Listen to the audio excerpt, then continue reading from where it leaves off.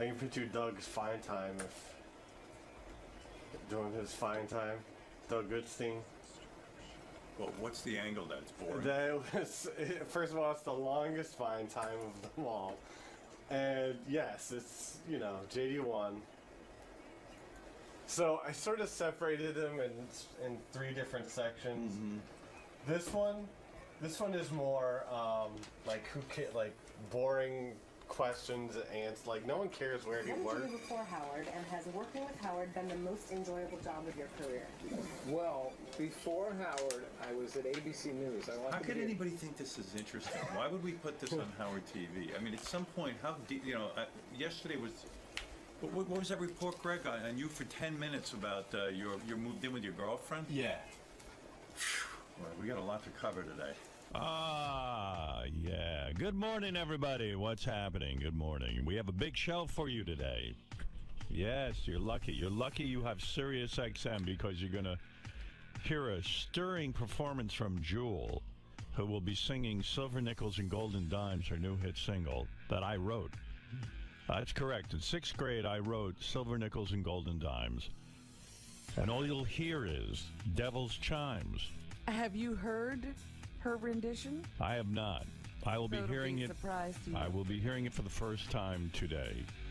Also, the very gorgeous Jenny McCarthy will stop by with big news. That's all I'll say about it. Big news. What could the big news be? I don't think she's admitted this to anyone else. What she is going to announce today. It's going to be big news. Big news? Big news. She's learned to do something. That's all I'll say. She'll Quiet down? No. And she'll be accompanied by a choir of 200 black children. To do this thing that she now learned? No. You're totally lying. I just had a major meltdown. Oh, really? I'm okay now. Gary made a mistake.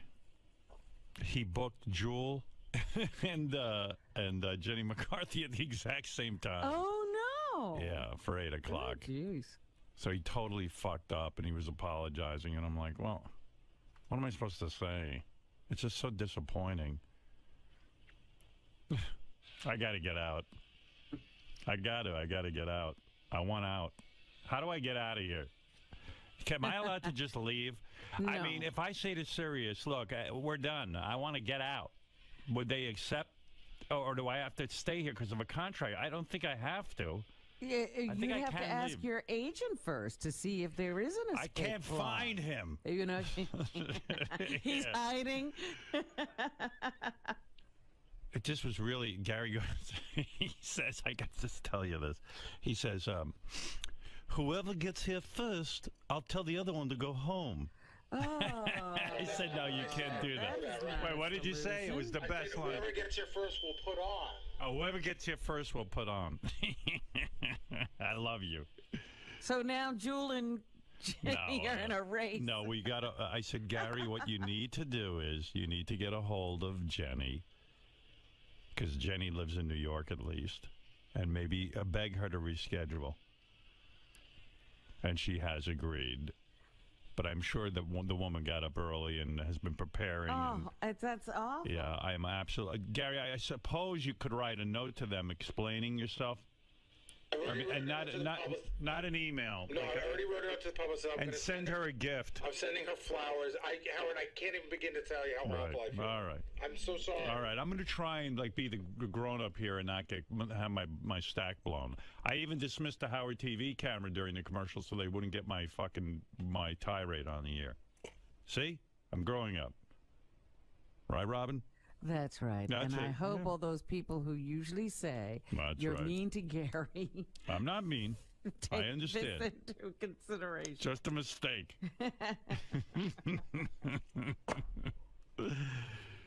Come hold me, Robin. Get in here and hold me. Just cradle me. Put my arms around you. No, but if I leave the radio, right? No harm, no foul. Won't cost Sirius any money, and. What are you talking about? I mean, I'm allowed to leave. I'm sick.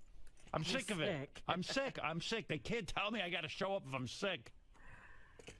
I've got a 3-year illness. They didn't follow the fucking contract. Why should I? Fuck you. Somehow, isn't that always the case, though? They don't, you have to? Yeah. Oh, yeah, but with contracts, I got to tell you, I tell you, I don't know why I bother signing them, but I don't want to get started. I don't want to be negative today. I came in positive. I got up at 2 in the morning for this shit. I'm going to have a heart attack right now. I'm going out on the air. Oh, I'm going to meet my Lord and Savior. That's right. How could these bad things be happening to you? God doesn't work with really good people. Well, doesn't that's work 'cause with bad people. God isn't in control of the world. You know who is. Gary's dentist. I think I have a contract where if I have a heart attack, I still have to work. So, even if you're dead, they will stuff you and put you in that chair. Hi, John. You're on the air in Philadelphia. Oh, thank you for taking my call. Yeah, so we will have Jewel today. For those of you who were excited about 𝗦𝗵cie coming in, she will not be in because whoever gets here first will put on the air. Like Gary the big two fuck up. Well, you can't do that to people. You can't say, "Oh, you got here first," but to the other person, well, you can't go on. The great guest race. Yeah. Rather have. Can I explain something? Yeah. Just so you know, it's not the smartest thing, but it's not what I meant. What I meant was whoever gets here first will put on, and then we'll put the other one on after. After. So what am I gonna do? The show till noon? Well, I got a life too, you know. I was trying to make the best of the worst. I wasn't implying that we'd send somebody home. Oh, so like in other words, I'd interview someone at 8 o'clock, and then at 9 o'clock we can do the second interview. Or at eight, maybe somebody at 7:45 and somebody at 8:30. All right. Is what it was but I was not implying to send anybody home, Howard. I see. Well, he's got a point. All right, good point. Send him home, Howard. Gary, can I send you home? Asshole. You can do whatever you want to me. I'm not going to do anything. Hey, Howard. God's done enough to you. What? I wanted to call in because I was listening to the wrap-up show, which I can't stand because of Gary on it. Right. And I listened to him berate Benji up and down like he's a dog. Who, Benji? Yeah, last Wednesday, he berated Benji like he was some kind of dog. And I'm like, you know, he actually said, we can't believe your woman sleeps with you. Does he look in the fucking mirror? I tell you the truth, John. I'm zoning out because I'm still thinking about that 𝗦𝗵cie's not in here today. That I literally can't concentrate. I was even thinking, Rob, maybe we should have had her at 9. Yeah, we might have been able to see a naked Jenny, thanks to him. But I got to be out of here at 10. I got a meeting. Oh. Gary the big two fuck up. I could have had you do the news now and then maybe Jenny at 9. Although you're probably not ready with the news, are you? Well, I'd have to get the clips pulled. Yeah, well, forget it. Forget it. Maybe that's what we should do. Maybe instead of... How many times is Gary going to fuck up this month? What do you think if we just put Jenny on at 9? What? I have to call back, like, right away. But I got to get out at 10. I understand. Yeah, Robin, I would have to do some sort of news now. I'm just trying to... I'm getting the things pulled now. I could get Jenny to get here by 8:30, you know, so that 9 would be the latest she'd get on, and maybe 8:45, because if Jewel got here a little early, we could get her right on. But I have to make that call immediately. All right, go ahead and make the call. Robin and I will do a little abbreviated news now. And we'll have to skip it at the end. I apologize, Robin. Gary, right now you're focused on the task at hand, but has your mind shifted into the future? You know how Howard tends to let things simmer within him. No, my mind has shifted into how to not let this ever happen again. I can't think about what Howard's going to say down the road. I got to make sure that nothing like this ever happens again. With 99% of the guests, you have a great relationship with both them and the publicists, especially with recurring guests. This can be repaired, right? I mean, it'll all be repaired once it's, you know, when she gets in here and she gets the press. But listen, it's a fuck. I didn't fuck her up by making her get up crazy early. She's got press the whole morning long, but she had expected to be here, and it's important for her show, and that's just terrible. Hey, here's the update. Jewel's going to be here at 8. 𝗦𝗵cie's coming in another day because Gary fucked up. Oh, okay. Yeah. Sorry, Jenny. My apologies. I feel awful about that. Wonder how Gary actually booked 2 people at the same time. It's weird, right? I mean, Well, I can understand if you're not keeping notes. He's so disorganized. That's his problem. We're going to fix that. I'm going to help him with that. Going to turn him into a producer yet. Can't do that kind of stuff, right? Book two people at the same time. It's crazy, right? That would be a major faux pas, yeah. Oddly, I'm very zen today. I'm accepting it. Well, you did say you had a blowout, but you pulled it together very quickly. Yeah, I pulled it together. I really want to yell at him, but I'm like, I'm fighting the urge. It's like killing me. I can't even think of anything else. Well, you know, you're having a big meeting today. You don't want to blow out your voice. Yeah. Hey, maybe, Gary, what'll take my mind off of your massive fuck-up is if we played the staff revelation game. That might help. You want to do that? Let's go. You like that? Yeah, I always love people are telling things that'll be we good. don't know. Yeah, Gary, that'll be good. It'll take my mind off of it. How many people participated? 9? It might be. Hold on. Right. All right, here's Gary. He's got the staff revelation game. Tell me 10. how. 10. All right. How does this work? I'll give you a revelation, All right. and I'll give you 3 choices. Go ahead. Now, I got a short one, a long one. Give me a short one. Okay. See how it goes. If it goes bad, it'll just chalk this day up to a complete fucking misery. Okay. When I was in high school, I saw a group of retarded kids being I just had a thought. Why don't we play another game simultaneously? We'll book 2 games at once. See how that works out. Go ahead. All right. I got that out of my system. Go ahead. When I was in high school, I saw a group of retarded kids being taken backstage at a concert. I hopped into line and pretended to be retarded to get past the security guard. They marched the group into an elevator and took them up an exit. I stayed in the elevator. When they got off, I went back down to the backstage area. It's either Richard or Sal. It's one of my favorite bands. One of your then it's Richard. Well, it's Richard Christie, Steve Brandano, or John Hine. Richard Christie. Richard Christie. Who else would act retarded? I mean, first of all, he looks retarded. He looks like he has Down syndrome, Richard. I mean, he kind of does, right? He's got like a massive forehead and that like flat back of his head. He does have a funny look, and he's pale. Yeah, it's Richard. You want the answer? Yeah. It is not Richard. Who is it? So what were the choices again? Richard Christie, Steve Brandano, or John Hine. Oh. John Hine Hine? looks retarded. Yeah, it's John Hine. Okay. The answer is it's Steve Brandano. Oh. He's a big fan of Dave Matthews. Right. He went to go see Dave Matthews. He saw the retarded kids. You know, that's a really good revelation, except nobody cares about Steve Brandano. I know, but it was a good revelation. All right, go ahead. What else? Give me another one. That was a revelation by a guy no one cares about. That a guy no one knows. I'm listening to Howard 100 News yesterday. They did like a 5-minute report on the fact that Greg Carmel's girlfriend moved in with him. And Stop it. Yeah, and I'm sitting there going, what the fuck is going on? No one knows who Greg Carmel is. Nobody gives 2 shits about it. Oh, my goodness. Nobody knew he had a girlfriend. Nobody knew him. Yeah. Well, instead of talking to Jenny McCarthy, I'm talking about Steve Brandano acting retarded. All right, go ahead. Give me another one. So far, that was horrible. Go ahead. All right. Wait a second. The Daily News just called. They want to know if that's true about Steve Brandano. They want to rewrite that. They want to write it up. Yeah. Are you ready? You know, our first staff revelation game was so good that trying to repeat it is insane. Well, that's, I guess, what I am thinking. There are some good ones here. Do you have any revelations from guys who work in the mailroom? All right, go ahead. There's going to be some. I don't know what to do because there's going to be some. I don't know what to do. Isolate that. Go ahead. Go ahead, Gary. Okay. I was the president of my fraternity, so I was the only one with a key to the coat room in the house. We were all out for the night, and I met a chick. On the way home, I called my girlfriend and asked her to meet me at the house. Dumb move, because I was with this other chick.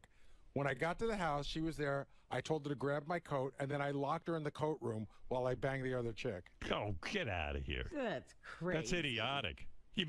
He was with a girl, and he called up his girlfriend and said, come meet me at the house. And then he locks her in the coat room? This person's retarded. Who is it? You want your choices? Yeah. Your choices are John Lieberman, Doug Goodstein, or Will Murray. Well, I think Doug Goodstein's... Who was in a fraternity? Doug Goodstein's retarded. because I'm so. That's another guy I'm annoyed with. Yeah.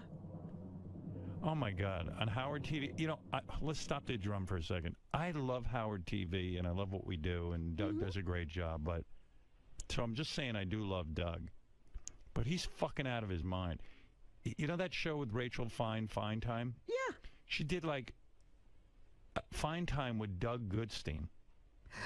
And it's the most horrible, boring show ever. Aw. I mean, and by the way, it's the longest Fine Time in the history of Fine He couldn't even Time. edit it. No, because every word was brilliant coming out of his mouth. It is the most boring. You know, I've never said every show on Howard TV is good, except now we have the worst show on Howard TV. Do you have clips? I do. What page is that on? Anybody know offhand? JD or something? JD page 57? JD1 last column. All right. Hey, Jules not here. Doug, dude, did you watch? You must have fallen in love with your own voice, because that is the worst fucking most boring interview. You are death on camera, number one. Number two, I mean, it's Howard TV. You know, it's horrible. We go through the whole staff. I'm not writing the questions. People don't care about you. Then why'd they send in 100 questions? Who sent in 100 questions? What do you think? We write the questions ourselves? They're from social media. Listen when he talks how he we goes. Scrub. I'm sorry, I can't be as perfect as you. No, let me hear when you talk. You got an issue. Start talking. Are you going to evaluate people's voices now? Yeah. What's going on back there? You got allergies? You got allergies? Yeah. Oh, you know, all right. Like the same thing. No, I'm worried about you. I'm worried about you, too. You're horrible on Howard TV. Take your show off. It's horrible. Howard, I answer Gary, honestly, did you hear it? I heard the clips from it. I thought we did think it was Doug very starts, long. First he talks about the Howard TV budget. Oh, the whole thing. My God. I can't get through 3 minutes of it. And the reason it's long is Why do I have to be because tortured? I open it up with clips that support the questions. It's like they're all visual. They're all referenced to visual questions. Oh, you couldn't cut a word out, huh? Because What is the budget Of course we discussion? cut it. Wait, I'm going to play some of my favorite Can I clips. ask a question? When you do other Fine Times, do you support those with visual clips? Yeah, sure. Yeah. Of course. Oh, but listen. We go through the entire staff. People actually like it. You're underestimating, I think, what the audience likes. We've gone through the whole staff. The people liked it. They didn't say they liked yours. Guys, can you stay off my page? They just took away the page. Guys, I tell you, I'm going to kill somebody today. Uh-oh. The equipment here is fucking shit. I want to be out of this place. Holy mackerel. I got this all lined up and the whole page just changed. Holy cow, they couldn't make this more difficult. Doug, bottom line, your show blows. You're boring. Here's Doug talking about previous jobs he held. Which is a question that someone wrote. What? Someone wrote the question. Well, I answered edit the it question. down. It's boring. Listen. What did you do before Howard, and has working with Howard been the most enjoyable job of your career? Yeah, he's having a blast. Well, Not before today. Howard, I was at ABC News. I wanted to be a reporter, believe it or not. Believe and that. That's the Believe career it or not. Yeah. I was on path to do, but I hated it. I was there for 2 years. I was working for World News Tonight with Peter Jennings. It was just all hard news. It was all serious. It was all, just real corporate. And I was Please keep going. bored. So I started looking for work, and this is where I ended up. The E-show was just... By the way, Doug's fine time is 24 minutes. Robin Quivers is 11 minutes. All right? Robin is somebody people know and actually care about. No, I'm telling you, we had to support it with materials. Well, it's not. Dude, 3 minutes with you is boring enough. Thank All right, you, 3 boss. minutes. You know what you do? You do a whole thing of the staff of Howard TV, and each of you get a minute with one question. Okay. Are you fucking high? This is the form. We've gone through the entire staff. Yeah, then end the show. Then it's over. Fine time. We're on demand. We don't have to have a show every week. If we do a solicit and questions come in, clearly there's an interest in hearing what people have to say about.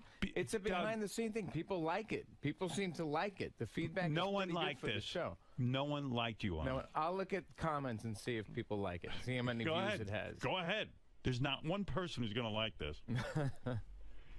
When is the show going to be about Rob Martin? Any chance we're we could taping see that that tomorrow? Oh, tomorrow? Tomorrow, Good. yeah. Tomorrow, actually taping Steve Brandano and Lisa G. Is that Do you okay? realize that in Doug's eyes, he's twice as important as you, Robin? Well, you know, I didn't realize it, but I guess he knows. Here's Doug answering questions about music rights. Every time you air a Stump the Booey on Howard TV, you always edit the questions and music out. Why? That is a good question as well, and that's a very simple answer. People don't realize they. Simple answer. Goes on for 3 minutes. Right. This is stuff that comes up all the time. But who cares? Doug, we understand that, but it's we're like talking Twitter. about you answering. It's like Twitter, like a guy with 5 followers. Yeah, it comes up all the time amongst your 5 followers. People clearly want to know the answer to it. I mean, if it wouldn't have, they hear you we give get it. questions all the time about it, so why not answer questions? Oh, it comes my up, people God. call into That's the show a here and very ask good about it. question. So why don't we put that everybody takes up on? time. What? Why don't we just put everyone on Howard TV? He plans to. Yeah, I do plan to, and you know what? Like Steve Brandano, we're doing him tomorrow. Oh my God! Okay? What is with Steve Brandano? But you know, I'll show you the list. There's 100 questions came in, so clearly there's an interest. Lisa G, we're doing 100 tomorrow. questions. Lisa G, we're That's doing how tomorrow. Oprah books guests. She goes, there was 100 questions, so I'm gonna have Steve Brandano on. Thanks, Freddie.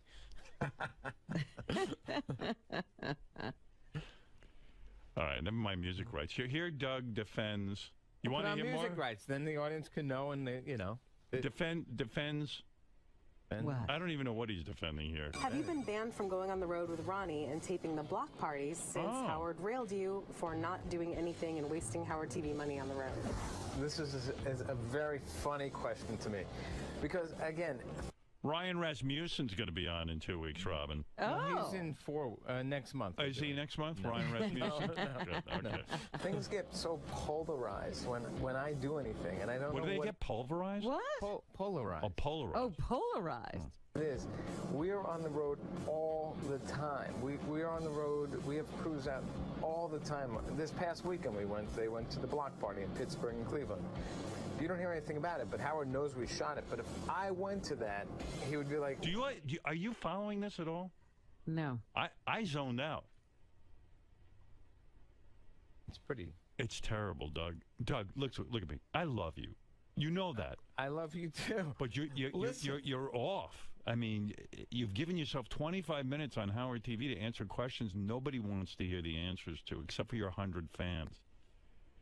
Trust me on this. This is a terrible, terrible program. You're a behind the scenes. I disagree. And that's what the show look, let's be honest. Oh my Robin God. just hit it on the head. Yeah. Robin's a genius. I am a behind the scenes guy. You're a That's why I behind the avoid scenes coming guy. on the air most of the time. I don't put myself out there. We don't have anyone here who's really behind the scenes. Greg Carmel wants to be behind the scenes. The news did a 10-minute Lisa G report on his girlfriend moving in yesterday. I got a problem here. I got no workers. I got all superstars. Greg, I don't think Greg solicited that. Who knows Greg Carmel? Nobody. I do. Yeah, I know you do. I You guys get get it. off. I'm not- no, I Hey, get it. guess I what? get We're it. doing our own. Howard TV's running a Doug Goodstein special. Holy mackerel! Are we nuts? Howard. Doug, I Doug, disagree with you. Go on back this and a watch little it bit. again. You're off on this. This is just getting to know the Who stand. likes That's this what the show beside Marlo, your wife, and the kids? She hasn't even seen it. She doesn't even know I Have did you it. shown the kids yet? No. No. He's having more children so he can have a bigger audience. Who told you we're having more kids? How'd you find out about that? What do you want to hear how Doug makes the studios cold so that Rachel finds nipples can pop out? Oh my God! Except that Doug calls it when the turkey is done. Turkey's done. Well, I mean, who the fuck says that to a woman? Listen to this guy. We are in the control room. The control room is, we don't notice it as much. It's so loud, the air conditioning in here. We got to keep the room cold. And when everything is down, you hear it. It's much louder. But it's also to make the turkey done for you. So. I was gonna say, is this some sort of ploy for the male viewer benefit? Thank you for that. We know what guys like. So if the turkey's done, The turkey's we'll done. just He pretend. loves that joke. He got it in twice. If the turkey's done. Well, again, that's a little out of context. She starts the whole thing off. She said, "Why is it so cold in here? It's freezing in here." And then, of course, you made the edit to avoid that part. Even now JV. you're boring. Thank you. Yeah, I mean, it's unbelievable. I didn't, Howard. Who would sit through 24 minutes of this? There's well, not a let's look person on the planet. How many views? Well, I don't know. You had 5,000 views. You know how many Beetlejuice got? 59,000. It's been up. This has been up for maybe a week, I think. Yeah, and let's count how long people last through it. They tune it in, and then they last for 30 seconds with you. Trust me, this is a horrible show on Howard TV. Okay. You got to get better people than you. There Interview must Fred be somebody again. else. There's got to be. Interview Gary again. He just fucked up again. He booked 2 people at the same time. We're gonna go into. We're going on the second round with everyone. Good. Fred, we did 2 already. Oh, do no, it, do actually, it we didn't third. tape the second. Before you put yourself on, do 5 interviews with Fred. I'd rather you interview a turkey. I'm not kidding. Okay. Interview an animal. It's more interesting. Gobbled twice. Listen, I was just trying to answer questions that were asked. I was trying to be honest. But do me a favor. Answer those questions to Scott DePace in the control room. I understand your point, but I'm telling you, you're underestimating a little bit that people don't care about what goes on behind the scenes and to know about people around you. Not just me. A minute behind the scenes, not 24 minutes. All right. You can leave now. You've been told what's wrong with you. Let's go to Gary again now with another staff revelation. All right, thank you. That comforts the pain. Please go back there and pay attention to what you're doing. I do that every day. Now you're insinuating. Are you insinuating I don't do that? I think you lost your mind, is what I think. I haven't lost my mind. All right, thank you. I didn't lose my mind. Imagine you subscribe to Howard TV and you see 24 minutes of Doug Goodstein answering questions about music rights. It's online. Oh, it's online? Yeah, okay. that we do online. Good. All right, thank you. And on Howard TV. I defy anybody to stay awake through it. What is it, Gary? I was waiting. Do you want me to recap so we can get this one part of the game done? All right, what is the revelation? So the game, the revelation was president of his fraternity, met a girl, brought her back to the frat house, called his girlfriend, locked his girlfriend in the courtroom. All right, what are my choices? Lieberman, Doug Goodstein, 𝗏𝗵адц𝗲. Lieberman, Doug Goodstein, 𝗏𝗵адц𝗲. How come I don't care? It must be 𝗏𝗵адц𝗲. Yeah, 𝗏𝗵адц𝗲. Because he's the only one who could even have a girlfriend on that crew out of those 3. That's not true, but it's not. Will's not the answer. Oh, who is it? It's Lieberman. John Lieberman? Yeah. Well, that's idiotic. Here, Mike Gange on Howard TV, they did one with him. Yes. 6,000 views. It's been up there for 3 months. So Doug's kicking his ass. Yeah. Doug Goodstein, Greg Carmel, and Doug and Gange. 3 guys nobody cares about. What are we? Are we on drugs? What's going on? Who's minding the store? I think I've had enough of this game. This staff revelation. Well, I want to do more, just maybe not you today. Do? All right, give me one more. Give me your best one. My best one? Yeah. Last year, my wife and I were considering having a baby. We were extremely close, but changed our minds. Your choices are Jason Kaplan, Richard Christie, or Howard Stern. Well, it ain't me, so. Wait a minute. What did you say? Jason Kaplan? It got to be Richard Christie. But say it again. The revelation or the revelation? Last year, my wife and I were considering having a baby. We were extremely close, but changed our minds. The choices are Jason Kaplan, Richard Christie, or Howard Stern. Jason's so fat, I don't think he can fuck his wife. It's got to be Richard Christie. Robin? Who do you think, Fred? I say Christie. Robin? I say Christie. You're all wrong. Really? Benji? I bet it's Howard. You bet correctly. It's me. That was you just blurted out. It's not me. Well, I had to throw you off. Oh, you devil! Trying to make this game good. I believe that. Yeah. That's a good revelation. That's an amazing revelation. Is it? I don't think it's so big deal. Oh, well, stop because it, Gary. Wait, the man has said adamantly, no fucking way am I having a kid. Yeah, but he said adamantly he wasn't getting married. Right. Robin understood, but no, we came close. How close? We sat down. We were really talking about it. I was hesitant, and then all of a sudden, I kind of like opened my heart up to the idea. And my wife was feeling like maybe she wanted to have a kid. And so what happened? I got scared at the last minute. Do you think because of my age? Do you think the conversation might open up again? Well, she's 40 and I'm 59. I mean, well, it doesn't always have to be about pregnancy. Oh, fuck! I ain't adopting anybody. Have you heard his views on adoption? Are you insane? Come on, Howard. Robin, my luck. You and a little black child. Let me tell you, I don't care what color. African child. I don't care what color the kid is, but although a lot of white people get shit for adopting black children. That's why I think you should do it. That would be it would cause a riot. First of all, I think there it would be worse than Barrett. How great would it be if I had a black child? You would have to call Steven Spielberg and apologize. See, Beth would have a black child in a minute.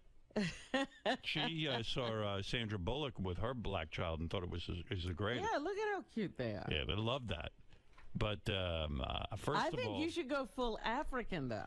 I got to tell you something. Most people are lucky, and they get like that guy who was the quarterback for the 49ers. You think most people get a quarterback? Yeah. You know what I get? I get one of those Russian babies that it turns out like they're genetically predisposed to killing everybody. Yeah, the Russians who are psychotic. Have you read about those? Yes. Now the Russians don't want to let us adopt any babies anymore. I'm like, good. Who the fuck wants them here? But even Beth at 40, with technology today, you could do in vitro. Let me whatever, tell you something about Beth. Beth is a woman who gets her period. Okay. My fucking sperm is stronger than anything.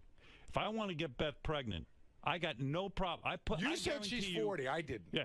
I'm telling you, though, if I put my penis in her with my massive load, she'd get pregnant. I could get a woman pregnant in 1 month. So what I said is there's still time left. I said, would you revisit it? And you said, oh, she's 40. But there is time. Yeah, but I think the moment's passed.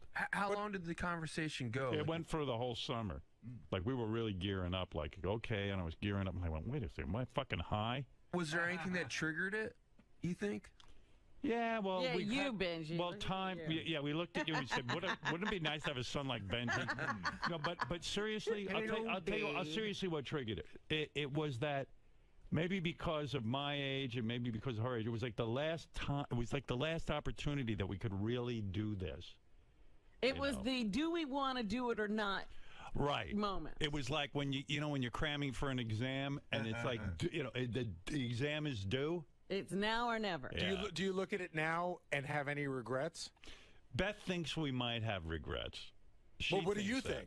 I don't think I'll have any regrets. Because I think I might have regrets if she's unhappy that she didn't have a kid.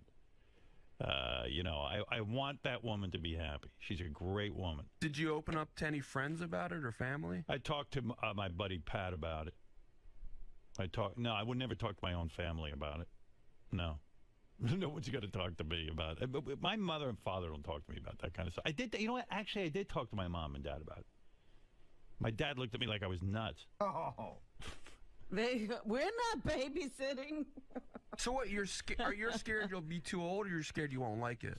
Scared I won't have enough time for myself, that I'm too old and crotchety and set in my ways. When I was a young man, that was different. I could put in the time with the kids. I don't want to be a shitty father. I mean... or shittier father. Oh, I think you'd love it. You think I would? Yeah. I don't think so. You don't know me that well. I don't, but I think you would. Oh, Jules here. I got to take a break. Why don't you have a baby, Benji? With Howard? Yeah. Why don't you have a baby with Elisa Giordano? We might. We're talking. Yeah, you're talking about it? Yeah. I'm here to drop my seed. I don't know. It sounds like she's ready to break up with you.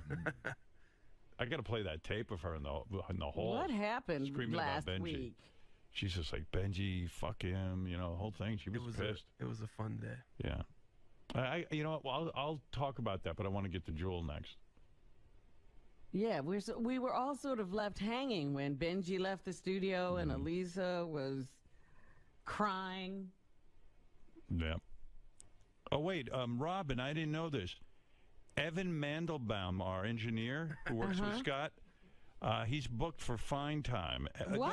No, actually, he's not. His dog is. When is your interview going to air, Evan? What is that? Oh, okay.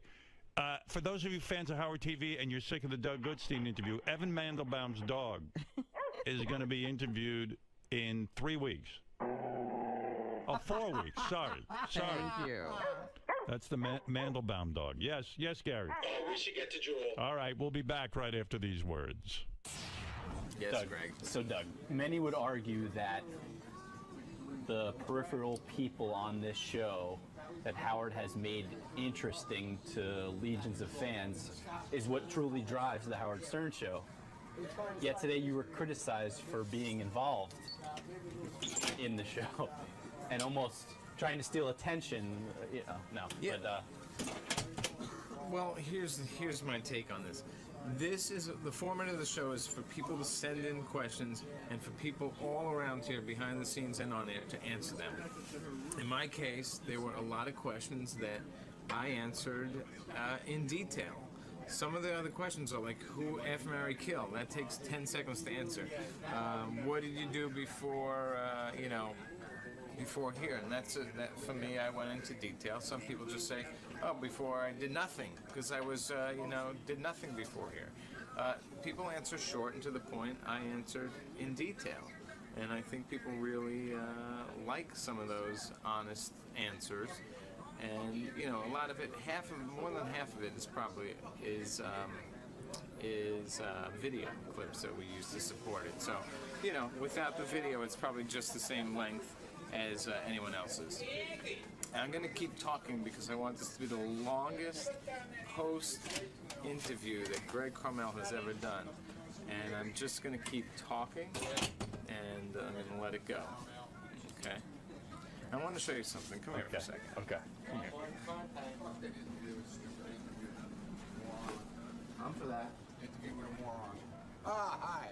Look at the bags under this guy's fucking Look at the bags under your eyes, Andy. Look at this guy. Andy, you're 23 years younger than me. Andy, look at that fucking bags. Yeah, well, whatever. Doug, you're 57? 83 years. Look at you. What are you, Look 90? at you piece of old shit. Are you Look at saying you. Are you saying Doug's 57? I don't. He's 23 years younger than you? Don't worry about my fucking bags. Lift them up. My balls. Worry about Balls them. are at your knees. This is your balls. I'm grabbing your balls. Yeah. I'm Oh, gay. touch them again, man.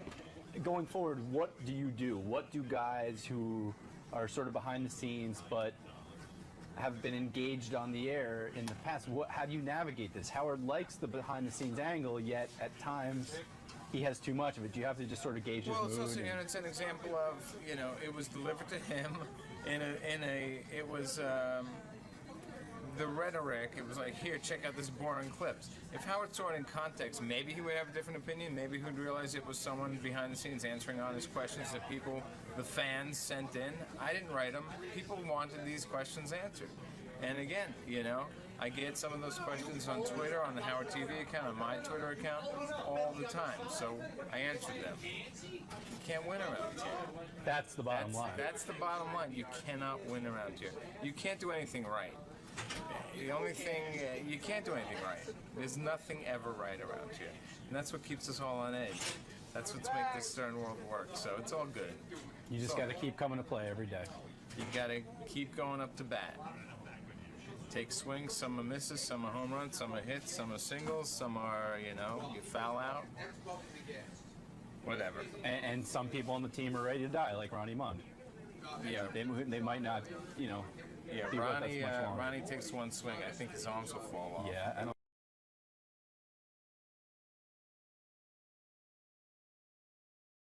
Debbie. I love you. I love you, bambina.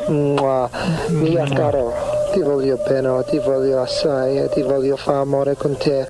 When you come to New York, all of this will be yours. He's living in a fucking dump.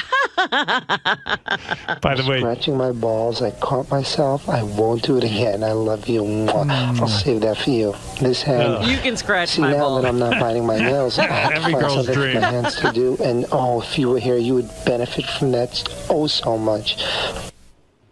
oh, Wow. What a man in love. Oh, my Debbie. I can't. At the end of the day, I haven't had enough of you. Oh, my Debbie. Oh, if you were here, you would benefit so much from me scratching my balls. Moving on. I'll save that for you. I'm going to pause 1 minute to change my clothes. And actually, not change my clothes, put on some clothes. You know why? I'm not dressed now. Look, this is what I'm wearing. Hold on a second. Look at this. By now you've seen this shot before, so this is not going to shock you, but I'll give you another glimpse of my bod. Hold on. Oh. What's to come? One second. What's to come? A shot of my bod. Yeah, he's so hot. He's like 4 feet tall. Like stubby legs, hairy. The crucial head. Crucial head. I forgot about Crucial Head. That's the name of my band, by the way. That's if anyone wants to know the origin of it. Crucial Head Productions.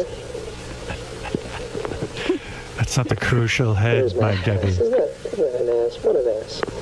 Look at my ass.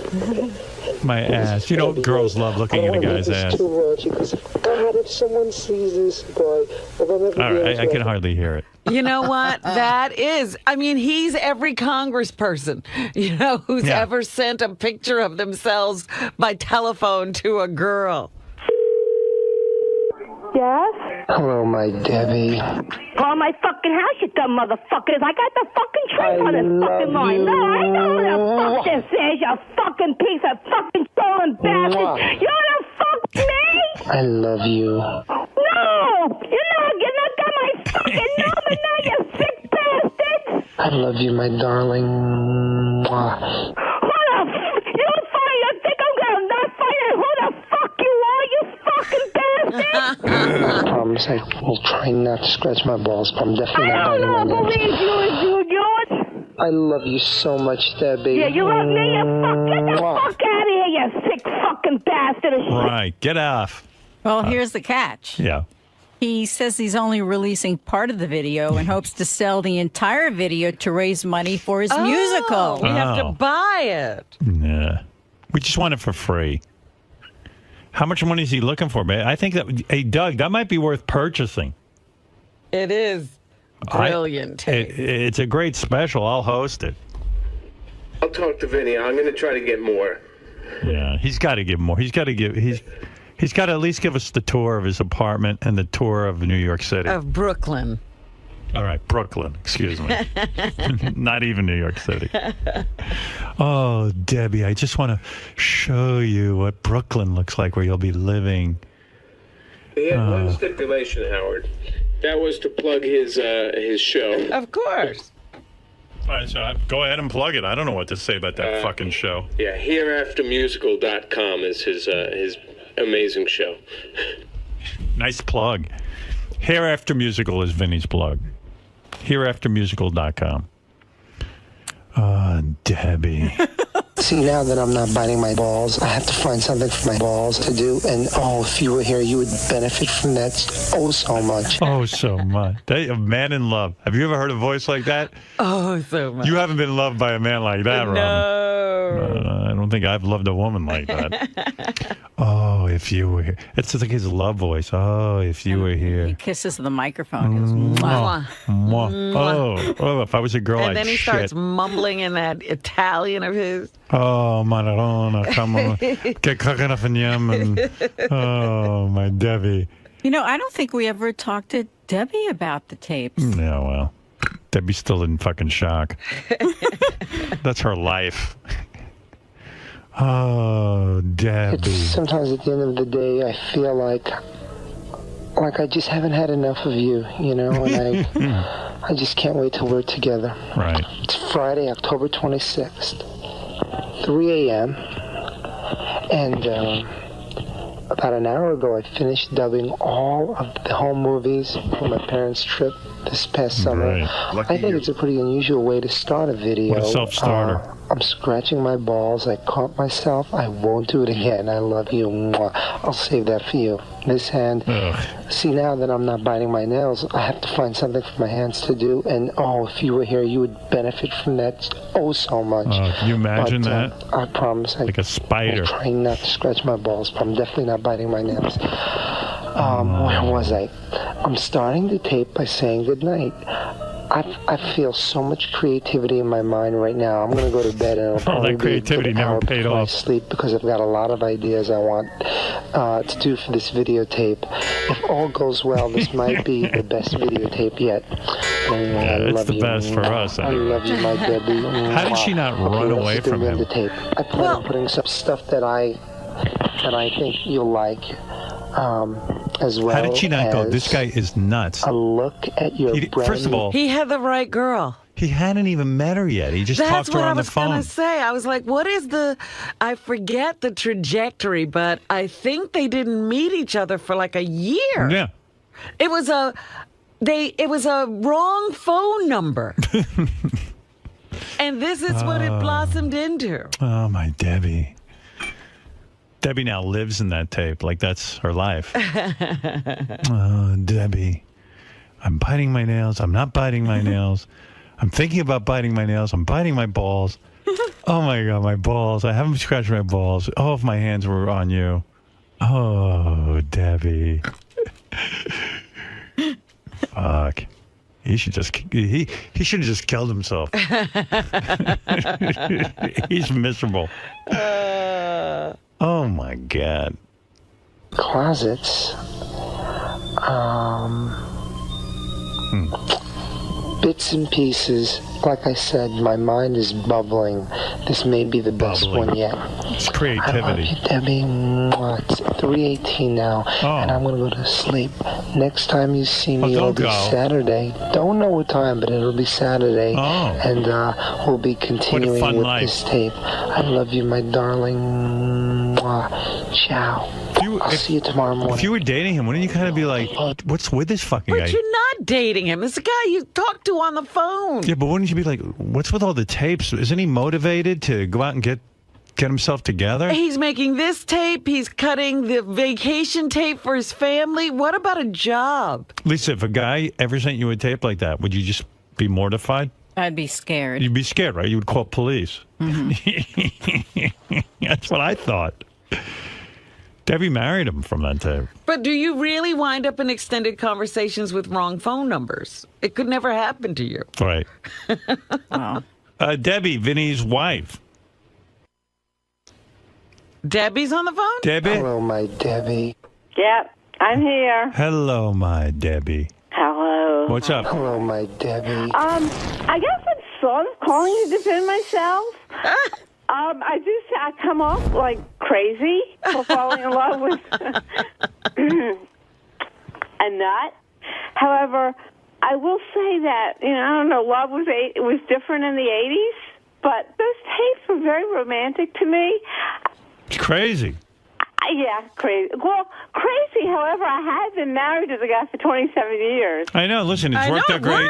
And I know Vinny, and Vinny's a great guy. Don't get me wrong. And I mean, it's amazing that you could watch that tape, You though. probably saved him from being a serial killer. That's what I'm thinking. I mean, you know what? When a guy sends you a tape of himself in his underwear and talks about scratching his balls and how hot his own ass is and like...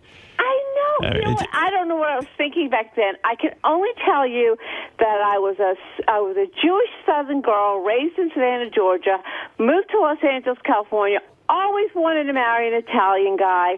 And then I got to a point in my life when I didn't even want to get married anymore. And along comes this wacky guy who's so funny, who makes me laugh. Right. I know. It's just the tape is a little frightening. I mean, knowing Vinny now, I know not to be frightened. But back then, if I saw that tape and, like, you were my daughter, I'd go, look, I don't like this guy. I don't like what he's about. I don't like him sending tapes to my daughter in her underwear. I didn't like the tour of Brooklyn. I hated that, and Yeah, I hated.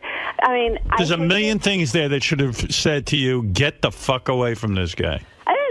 Quite frankly, you're right, especially for a girl that never even cared about getting married. I was living young life, free, single, fun in I get L.A., it. and what the heck did I fall in love with? I don't know. All I can tell you is that this guy on that tape, as wacky as he is, made me laugh from the very first All right, you don't have to explain to us, Debbie. We know he's a good guy. All right, do, though. no problem. Are you getting worried at all about the amount of money Vinny has invested in that dumb play of his? I mean, are you starting to feel bad about it? For a while, I was really nervous, very, Right. I mean, really nervous. But you know what? It's a true endeavor. I mean, it's not a hobby. It's not a game. It's a real thing. Yeah, So, well, that's 80. What is it up to now? I mean, the time I spoke to you was 80 grand. no, well, let me tell you, the production he's putting on in April is I think the budget's $150,000. But he's raised most of the money. I mean, it's Yeah, by hitting up his friends. No friends. Okay, I don't know. Very few friends. Hey, I got an Howard, email asking me to buy tickets. No friends from the Howard Stern show. That's goddamn right. No friend. No one here is donating. Well, I know the only one from the Howard Stern show that kicked in anything on his campaign was Benji. So, not all his friends help. Trust me. All right, Debbie. I got to go anyway. Don't worry. We all think you're normal. Oh, thank you. All right, later. Bye. Goodbye. Debbie worried, but we might think she's crazy. You know what? The only thing we can say is that we knew Vinny before we heard these tapes. Right.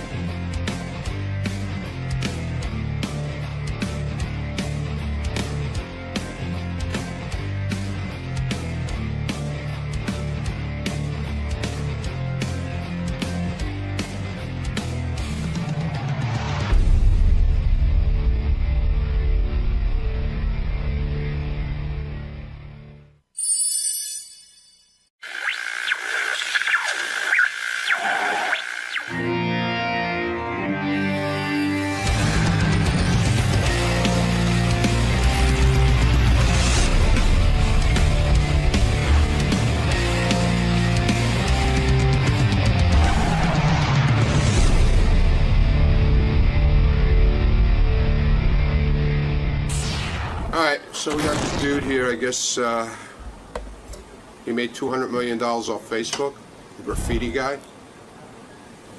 Nice. I don't know.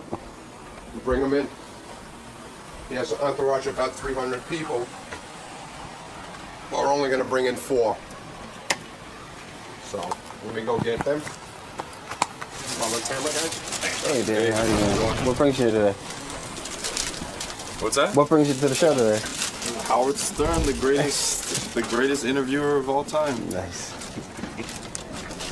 Congratulations on your Facebook fame. Oh, you're welcome. Thank you very much. You can head right in there.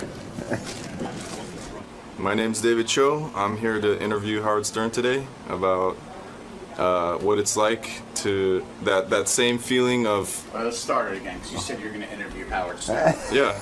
You're going to interview him? Yeah. Oh, really? Yeah. Oh, interesting. Okay, go ahead. Start again. Don't fuck with my shit, dude. Hi, I'm 𝗦𝗵cie𝗄. I'm here today to interview Howard Stern. I want to ask him what it's that feeling of like going home and going through your pants, and then you find that $5 in your pocket that you didn't know that you had. It's like that times 200 million. So he's a good guy to talk to about that. I mean, there's not that many people that I can at this point relate to on that level, and he's one of them. So I came here to ask him some questions about it. You want to talk Cho? Is he here? Yeah. So you know the story, $200 million, that he was offered either a few $1,000s or he was offered a few $1,000s in stock. He took the stock. Now allegedly worth $200 million. He claims that 140. I don't know what it is, but yeah, who cares? It's over $100 million. Very good. All right. He said he pleaded with the New York Times not to run the story because he didn't want it to affect his privacy. It's basically ruined his life, he claims. His life is perfect. He had a girlfriend in every town. He could do whatever he wanted. Now he feels like they've taken his freedom, privacy. When the story first broke, an old girlfriend called him and said she'd suck his dick every day for $2 million. That was funny. Bitch. He says he's just really excited to meet you. You've changed his life. He hopes to get advice from you. He listened to the show every day for years. He used to paint to the show. Got super depressed after the Artie thing. He said this is great too. So he made his first million gambling. You know, basically he had this system where he would just double up until he hit something. Right.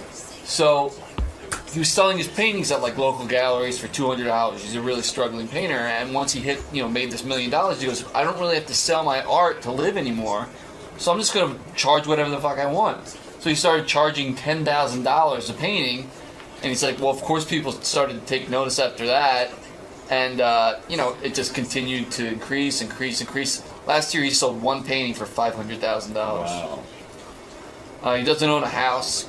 He says he gave his parents a mansion, but he has like 5 suites in Vegas, so he can go whenever he wants. He says he deals with crazy panic attacks and depression, where he thinks he's gonna die, and so he'll just like blow his life savings, or break up with a girlfriend that he really loved. I like his greatest accomplishment is not being married or having any kids. Exactly. He goes, fuck this Facebook thing. Oh, yeah. Now, this guy who's here now, his name is David Cho. What a fascinating story. And according to everybody around here, all the morning shows were trying to get him on, but because he's such a big fan of ours, he came to our show first. Really? David Cho's story is quite simple. He's an artist. He's a painter.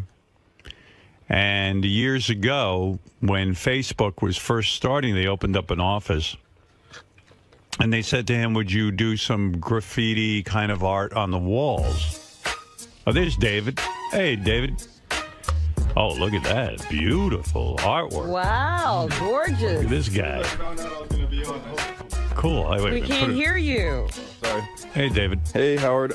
As soon as I found out I was going to be on your show, I did this painting of you. Beautiful. I'm going to frame that. It's It's you're wearing a gorgeous. loser shirt, and I know you collect old mics, so I drew all these old mics all over the that is spot. very That's cool for with you. the old turntable, It's huh? beautiful. There you I go. love it. Beautiful. Frame that Veggie, immediately. Fred, Robin. Get that David, framed. David, what's that worth on the open market? Priceless. Priceless. Oh, I was thinking that's the original right there, and I was gonna make prints and sell them and donate all the money to North Shore Animal League. There you go. Hey, beautiful. David's a very successful artist. Now, listen to this story.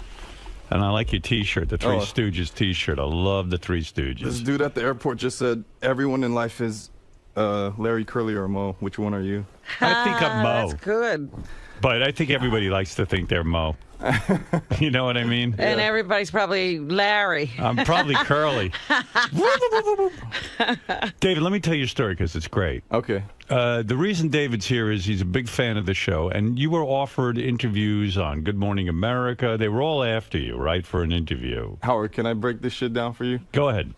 Okay, first of all, I listen to the show all the time. Yes. So can I tell you one thing? I love the show, but can I tell you one thing personally in my life that I hate? Yeah. What? Okay. When you tell stories of jerking off and stuff, yes, they're funny and I love it. And I'm 35 and I feel old because the day I figured out how to jerk off and I loved it. Yes. I jerk off the same amount today. Wow. Like at least 3 times a day. That'll change. And then, but then I hear you and like, I'm like, it doesn't get any better. Like, it's just. This is what you're going to do all your life. I'm like at some, so a few days ago. No, I'm not jerking off as much as I used to. You slow down. Yeah, but I have a pretty good sex life with my wife too, so maybe that's part of it. But for me, it's like even when I'm having good sex, like I still jerk off, and so that's sort of part of how this all went down. Like up until I was like 50, I had to jerk off like all the time. Right. And then now, like I'm 58.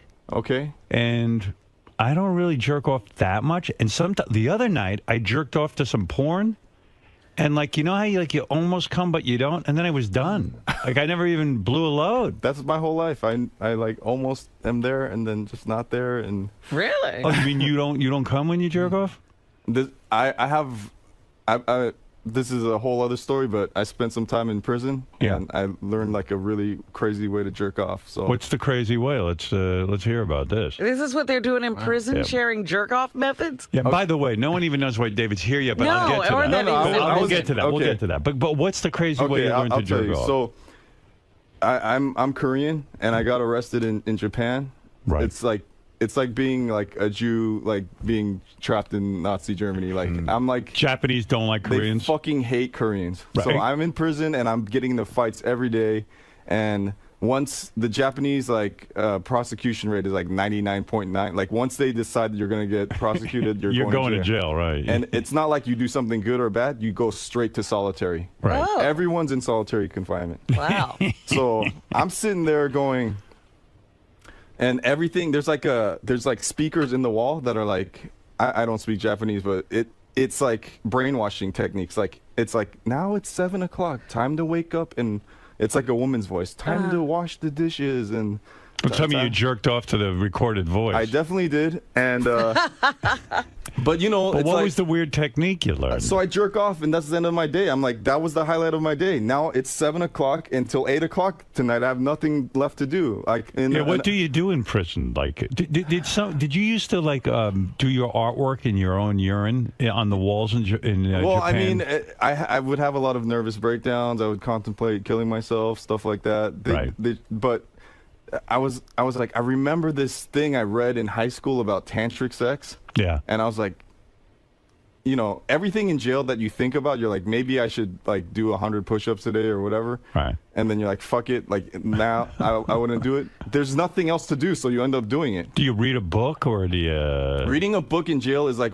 watching, in a Japanese prison is like reading a book with like the DVD audio commentary. Because you open the book and like in the, 100 people have read the book already. Yeah. So in the aisle, it says like, don't finish this book, the mom's the killer. And you're like, fuck. And then someone circles his thing and points an arrow and goes, that guy's a fucking asshole. I hate you. And then it's like reading a book with like 10 people. Oh my God. So they ruined the ending. They ruined the ending, but there's like commentary all throughout the book. Like I'd write like my booger and then I'd throw a booger down on the page and like circle it or something. Yeah. But in order to pass the time, because you're an artist, did you used to paint with your own urine? Well, and can you do that? Well, in prison, any prison in the universe, like as soon like they hate me because I'm Korean, whatever. As soon as you have any skill that alleviates the boredom, you're the star. You can sing, you can dance, you can whistle, you can draw, whatever. You're a hero. So you could draw, so probably the other prisoners like that. They would beat the shit out of each other to like get my drawings. Like as soon as they found out I was an artist, like I was like the biggest star. And would you draw pictures of the prisoners and then give it to them? Prisoners, I would draw like just pornography for them. They're like, this is my girlfriend. Can you like draw her with her asshole open and all this shit? And you did it, right? They had great ideas. Right. And then I would draw one and they would just like tear at each other like animals. Could Japanese guys in prison tell that you're Korean? Like, can they tell the difference? I mean, from physically looking at you? No, not really. So if you just shut your mouth and just say, like, I'm Japanese, can you get away? Well, the prison, I mean, everyone knows once you don't, because they talk to you and stuff. Right. But they figure it out. But I'll tell you my technique, which... Yeah, what is the technique for jerking off? It took me 2 weeks to master it. But, so I read about the tantric thing, and I was like, I'm gonna give this a shot, you know. So I'm jerking off. I'm left-handed. I'm jerking off, and right when you're about to come, you squeeze your chode, or like the thing that stops you from peeing or whatever. But right that area right between the taint, between your balls and your dick. Next time you come from jerking off for having sex, feel that there's a muscle and like. You can push up, like I had to use both my hands, so I pushed up and I blocked the tube from the cum from coming out. Oh. But I fucked up because I didn't know what I was doing. So I was like, I'm about to come and I'm gonna block the cum from coming out, and it just like gave me this and the cum still came out, and it was like a weird sensation. It didn't feel good. I was like, fuck, this sucks. And then a day went by and I was like, I'm gonna try it again, right? Because there's nothing to do, right? And I tried it again and again and again. And finally, I got to the point where I was able to, like, I used both hands, and I squeeze up on that tube right when I'm about to come, and then my dick feels like it's like, oh, yeah, but nothing comes out. Right. And I don't have that, like, oh, I need a sandwich and go to sleep feeling, you know? But why would you want to extend it? Because you're in prison and there's nothing to do? Yeah. Right. And when you're with a girl now, can you squeeze something and hold back? Yeah, You've mastered that. I've mastered the tech. I spend a lot of time. All right, let me tell people why you're here. You're not here for masturbation reasons. No, You're he's here- not an expert on So masturbation. listen to this. Is a crazy story. David. Wait, Howard. Let me tell you what happened with because we got off key, whatever. Yeah. So I was telling you that it doesn't get better, whatever, and the press is saying all this bullshit like I'm homeless and whatever. I have a house that I bought for my parents a few years ago, but for me, I travel 9 months out of the year. I'm an artist, right. And when I come home, I have my home right now is Las Vegas. I have a room at every single casino. All right. Well, let me explain to people who you are. Okay. Yeah, because But we're in the middle of a story. Hold on, David. I want to tell you how I got on the show. But wait, I want to tell you okay. who you are. Okay. All right. So David's story is this. David Cho is an artist, as you know. He, years ago when Facebook first started and opened up an office, they needed an artist to paint some kind of mural or something on the wall. Okay. So I guess someone there knew your work, right, David? Yeah, Sean Parker. The guy from Napster. Yeah. The guy who's from Napster, and he came in, and he said to you, look, I'll pay you $1,000. That's what we have, and paint a nice mural, or I'll give you some stock in this new company, Facebook. And you said, I guess I'll take some stock in the company. Now, no one knew what Facebook was, right? The story's a little bit different than that. That's what people have been saying, but it starts a little bit further on before then. Go ahead. In 2003, I got this letter from email from Sean. I didn't know it was Sean Parker. Yeah. And we had been going back and forth for a little bit, and he would always just write these like really strange, like witty, but like just strange emails of what kind of art he wanted from me, you know? Mm-hmm. What did he want? I'm just curious. Like people, hey, can you paint this? He asked me to paint uncertainty. Yeah. And I was like, How do you do that? Yeah. Hey, you freak! How am I supposed to paint that? He was, but it wasn't like one word. He was like, I want you to paint like uncertainty with eroticism and this, and I was like, this is either a joke or. And he wanted you to paint the walls at this new company. No, he just wanted a painting from me. Right, he wanted a purchase. And then just one day he's like, oh fuck, like this is 2003. He's like, fuck, I can't get the painting. I'm like, what do you mean? He's like, my company's being sued for $1 trillion right now. Right. And I was like, what company is that? And he goes, it's Napster. And I'm like, oh shit, like. That's like the company that you guys do. He's like, yeah. And he was like 23 or 24 at the time. And he goes, you and me, like, he's like, you're the fucking best artist ever. Like, I love your shit. I need to get a painting from you one day. Just wait for this bullshit to blow over and I'll get one from you next time. Good, cool. So then he started another company called 𝗦𝗁𝗄, which, like, I guess got big for a while, but he didn't make any money off that either. And then in 2005, he's like, okay, now there's another company that I'm working on called Facebook, and I think we're going to get some money this time, so I'm definitely going to get a painting from you this time. Cool. I said, awesome. Right. I just got out of prison. I was feeling good. Right. I was like, so I go up to Palo Alto where I met, you guys saw the Facebook movie? Sure. Yeah. So I was around during that whole time. It's like the most inaccurate, like sensationalized movie ever. Like those guys are all like cool, like the fucking raddest, coolest guys ever. Zuckerberg has been with the same girl for like Priscilla for like the whole time, even before Facebook. She's super rad. She gets me snacks and stuff, and like they're just like they were chill. And the fact is, you like them, but the point is.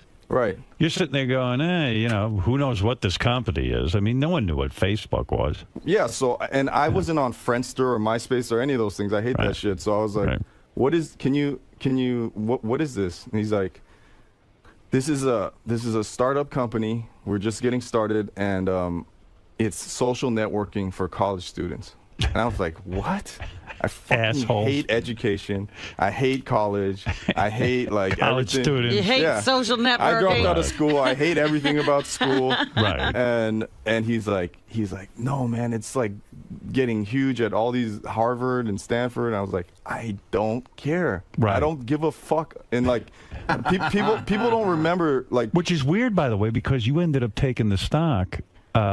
and you don't even believe in the company. I'm surprised you didn't grab that. What did they offer you? $1,000 or stock? Everyone wants to make it like it was $60,000. Oh, it was $60,000. Yeah, which you know, a lot of money. 2005 was a lot of money. It's always going to be still a lot of money. Still a lot of money, right. And people don't remember. Like Facebook was a joke.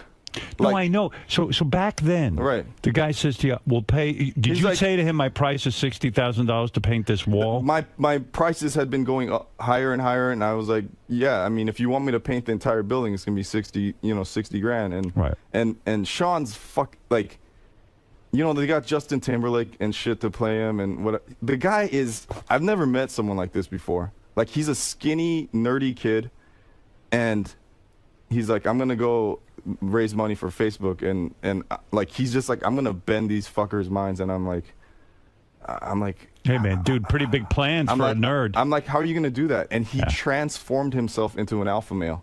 Right. I'm like, "What do you mean?" He's like, he got like a fucking super sharp haircut, started working out every day, got tan, got like a nice suit. I'm like, this guy's like crazy. And then he goes into these meetings. So did you think that this guy could ever pull off even paying you $60,000? Like, were you worried? No, that, he got the money. I was there when he got the money from the PayPal dude. Right. He's like, "We got money now. You want cash or you want stock?" And I was like, "Oh fuck, I definitely need $60,000 right now." And you just got out of jail. But it didn't matter that I didn't give a shit about Facebook or didn't know what it was or any of that stuff. Like, you had to have like a college email to get on there and stuff. Right. I was like, I don't. Most people would have said, "Look, you know the odds of anybody really taking off with an internet company. Most of these companies come and go all the time, especially back then." Right. So you must have been half out of your mind to turn down the $60,000. Right, but I like to gamble, and you are a gambler. I believed in Sean. I didn't care about I'm like, this kid knows something, and I'm gonna bet my money on him. Did you get to know him as you started the painting? So you said, "Hey, let me make a decision whether I want $60,000 or the stock." No, I don't. Yeah. I just sized him up and said, "This fucker's going somewhere." I believe in this. Did you guys watch the Super Bowl? Yeah. Did you see the color of the Gatorade at the end when they dumped on the coach? Yeah. That's the shit I bet on. Yeah, crazy shit. You remember you go to Vegas a lot, right? You live in Vegas. You live in Vegas. So can I tell you what happened? Are you a big gambler? I gamble with my life. All right, here's what I know about David. Is this true? That forget the Facebook for a second. Okay. We'll get back to it. All right. Early on in your life, you made your first $1 million by going to Vegas, and betting some crazy amount of money and kept doubling and doubling and doubling until you made $1 million. That's not necessarily true either, but yeah, my first $1 million I made in Vegas from gambling. From gambling. What type of gambling? Blackjack or craps? It doesn't matter. Any not roulette. You do it all? I started gambling when I was 15. Yeah. My friend Joey came back from he got his driver's permit. I live in LA. He drove back 4 hours. He's like, "There's this place in the desert, and you play games, and if you win the money, they let you keep it." By the way, I should tell people, before we continue this discussion, I should tell people that David's Facebook stock now is valued somewhere between $100 and $200 million. That he is worth. Robin, Sitting here now. Robin, put your top back on. Robin looks good. Damn right she does. And she's going to look a whole lot better now she realizes what you got. She's going to go in there and spruce up. Robin, some people are saying he's worth now $200 million from the Facebook stock. Is this because of the IPO? Yeah. I know, but if they're going public. Yeah. But if people are going to grab magic numbers out of there, they're like, oh, no one's saying, everyone in the stories right now are saying he's worth 200. They didn't read the part that says maybe, which means it might be 100 or it might be 500 million. We don't know where it's going to end up. How many shares do you have? What was the payment that you got for creating the art? The shares that I got then I can't explain how the thing works, but it split forward and did all that shit.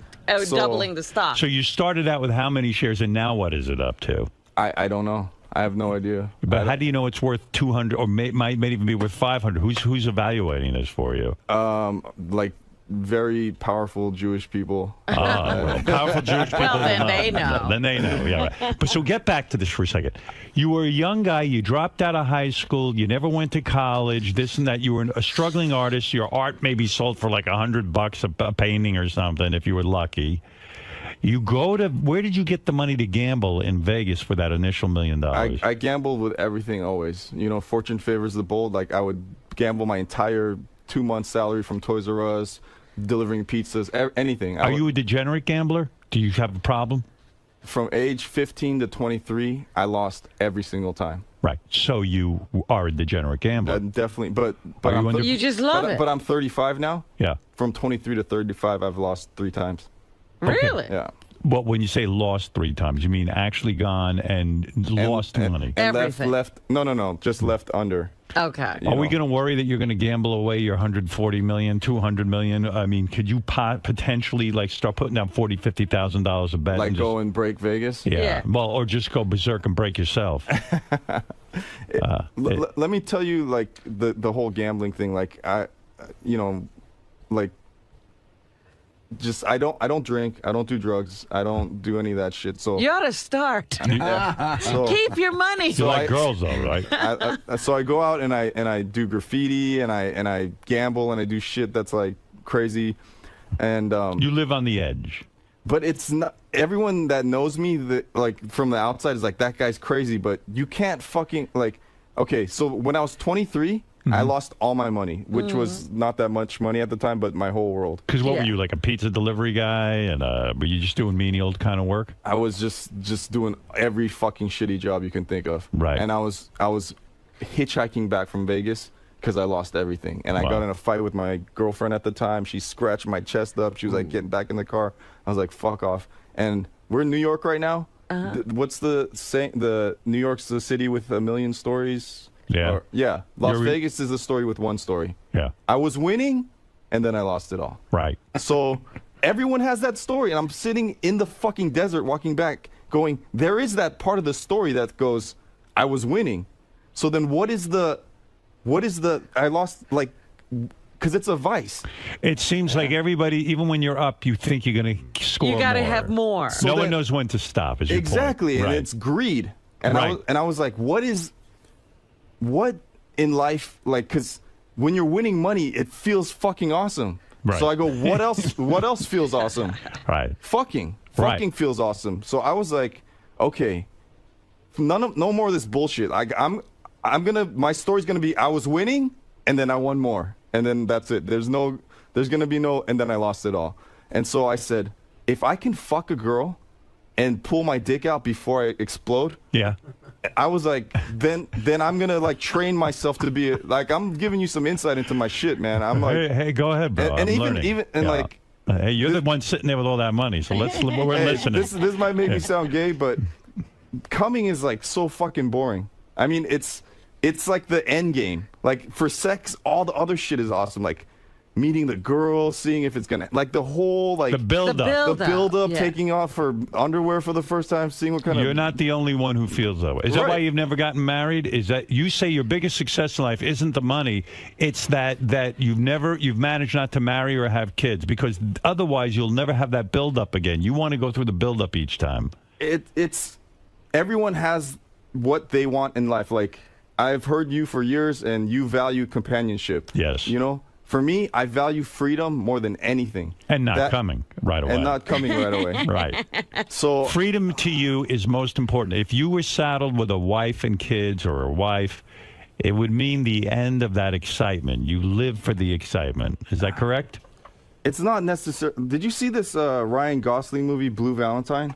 I think so, yeah. It's like showing like the awesome part of meeting a girl for the first time. Right. Like, and then the whole thing deteriorates. But that's every relationship. Right. And I'm like, everyone that I know that's a self-made millionaire or successful doing what they want to do, they're just awesome at whatever they are, and then they're all either divorced or are in the shittiest relationship. There's only 24 hours in a day. You can't be the best this and also the best dad and husband. And the girl I was with for 7 years, I love her. Like, I didn't break up with her because I cheated or she cheated or anything. I was just with her one day, and I was like, this is awesome. She's beautiful. She has her own friends, her own hobbies. She leaves me alone. And I just, like, I'm fucking obsessed. Like, if the mic or something doesn't look right on your drawing, like, I'll just, like, not sleep and I'll just draw it over and over again. And there's no room for a permanent relationship in your life because you are, number one, into your work. You're into your life, and you really firmly believe that every relationship will eventually get shitty. I mean, don't you agree that 99% of them do? I mean, yes. Of course. Yes, they do. Yeah. So I hedge my bets, and I'm like, and I'm back, at least right, I'm so honest. Back. So yes, I like your honesty. Go back to the first time you went to. So after you were a loser in Vegas, how did you become a winner? You became aware of a philosophy that the money increment can change, and that's basically how I got to the million. But basically, it's progressive, which you can get any Vegas book, and it's a combination of hit and run style, which is as soon as you win anything, you get out. Clarify something. Okay. You went back to Vegas. You had saved up some money. You didn't have a lot of money. What would you say you went back to Vegas with? 10 grand? No. This is like a $500 or something. $500. You go back and you say, now I'm going to make some money. Right. I'm never going to be a loser again. Okay. When I'm up, I'm going to stay up, and that's it. So what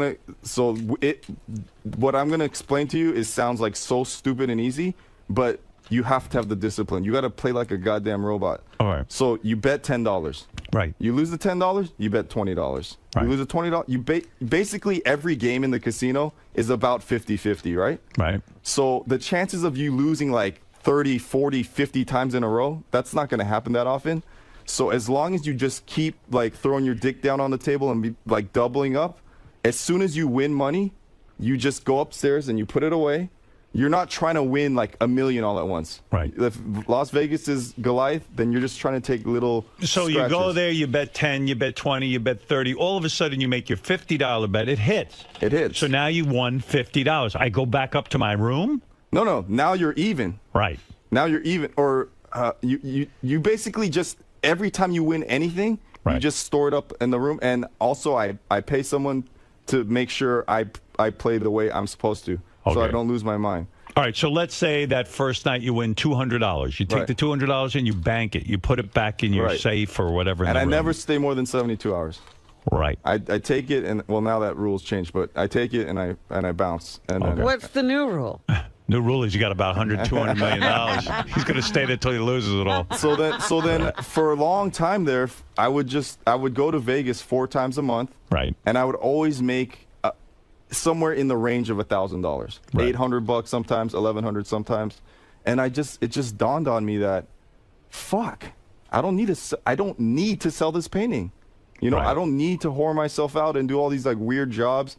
I'm like, I can make a living gambling if I don't get greedy, right? And that was my base. I was like, $1,000, I could live off this, my standard of living is like subterranean, like. And I know something of your story. Once you said that I can make money gambling, right? You said, fuck charging $100 for a painting. I'll start charging $10,000 for a painting. And as soon as you started charging $10,000 for a painting, suddenly everybody wanted your artwork. People start noticing. Yeah, because rich people, they don't want a guy for $100. They want what they can't have, Right. And you guys have, you've had this experience, like, you just walk into a museum or like a hotel lobby or something, and you see his you're like, what is this piece of shit? Right. Who the fuck paid for this, And it turns out it's a Picasso, and you're like, what the fuck is this? And then you find out it's like worth $140 million, and you're like, who? I need that. Who okayed this, Yeah, who okayed it? Yeah, who set the price? Yeah. Right. So when you set your prices high, you started to make some money gambling. You weren't rich yet. You said, I got enough money to figure out how I'm going to live. I'll charge a lot of money for my painting. And now a painting of yours can go for like $500,000, right? Last year, like, I just won. I had a huge show in Beverly Hills. I made a couple million off of my art, and I won a couple million from gambling. So I was like, I'm just going to chill and like work on up. Do you know, completely unrelated? What's the most you ever got for a painting? 500,000. $500,000 at this point. Yeah. Right, at $500,000 because you finally had an attitude shift as an artist. You said, you know what, fuck this. Yeah, I did. I was like, if you're gonna hire me to paint, give me goddamn money. Yeah, I was like, I'm paint this year, and then I got a weird call from I didn't know anything about this country, Azerbaijan. Yeah. And the princess of Azerbaijan wanted a painting for the royal family collection. I was like, fucking cool. All right. So I sold her a painting, and I'm like, hey, I don't have to work the rest of the year. So $500,000. $500,000. What was the painting of? There was like a topless bat riding a motorcycle with a hippo. Topless bat. Cool. And, make me one of those. It's like make me a duplicate. Yeah, I mean, no kidding. I made you a painting, Howard. No, thank you. No, listen, I'm going to lock that up in a safe. Are you kidding? I think it'd be worth a fortune. Has any of your stuff resold for way more money? I don't know. You don't keep tabs on the market. Do you have an agent who sells your paintings and all that stuff? Howard, can I tell you what happened? Yeah. How this shit? I have to tell you. Go ahead. So I told you I'm in Vegas. It's February 1st, right? And I have a friend, 𝗦𝗁𝗲𝗿𝗍, who's a comedian who also works in porn. So he always gives me like blank DVDs that he burned at work of all his porn. Right. And I just always have it on me. Right.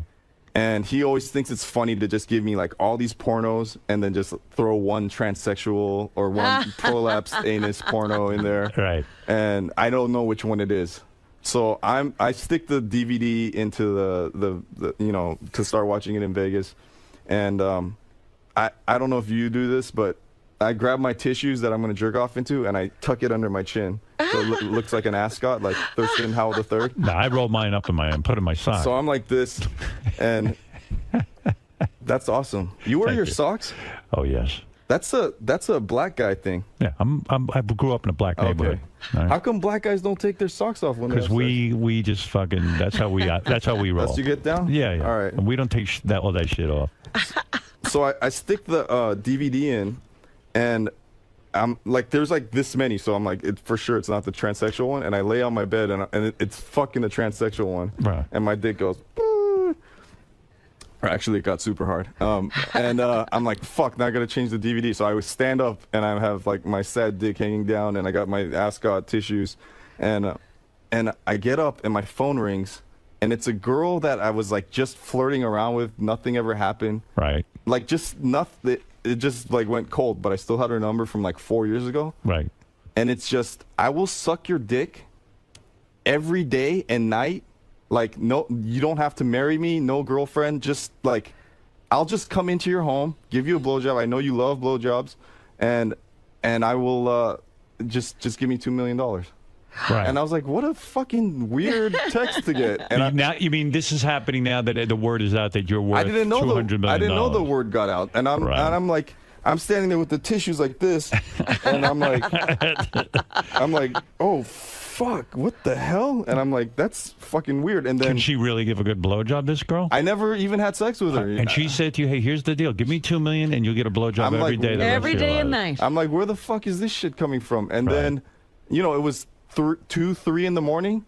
And then my assistant, his phone is blowing up. He's like, my parents called me and say, there's like, news people like trying to jump over the gate and stuff. Right. And I'm like, what the fuck is going on? And he goes, Good Morning America wants me to come pick you up right now so you could be on the morning show.